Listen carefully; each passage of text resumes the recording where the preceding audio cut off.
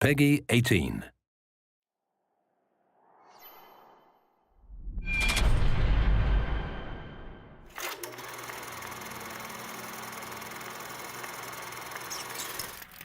When you think about Bioshock Infinite's characters, in Bioshock 1, I think the biggest character in the world was actually the world of Rapture. And I think with Infinite, we're continuing that tradition as well, that there's a lot of narrative told in the world, and very much probably on the same scale as there was with Bioshock 1. But we also saw an opportunity to bring the dynamic element of storytelling to the characters. And our challenge of course, is that we don't have a very presentational medium. I mean, you think about storytelling in a lot of games, you're thinking about going to a cutscene or being locked into place, and that's not something we really like to do. And so we created this character and named two characters, Booker and Elizabeth. One who's a character you inhabit, and the other one is a character that the AI inhabits.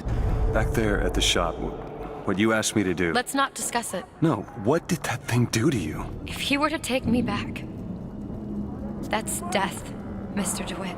Or something so like it, I cannot tell the difference. Booker is, I think you're going to see him be multi-dimensional throughout the game.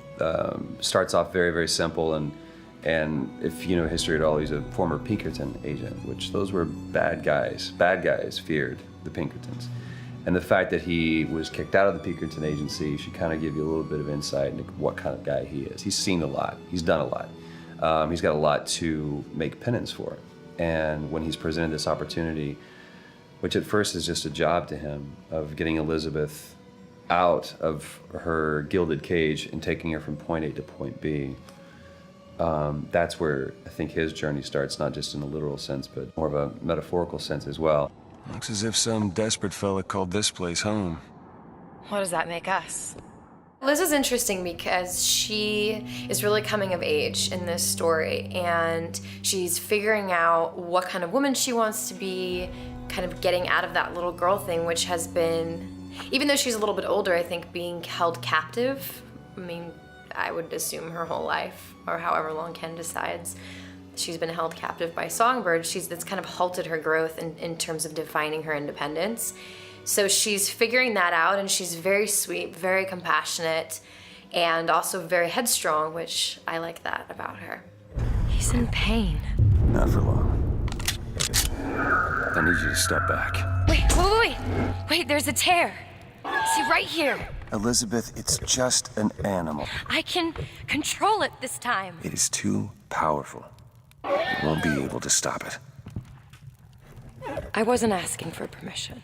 In terms of what I look for in a voice actor, I look for somebody who can inhabit the role. And sometimes they'll bring something to the role that I had no idea, and I'll change the role.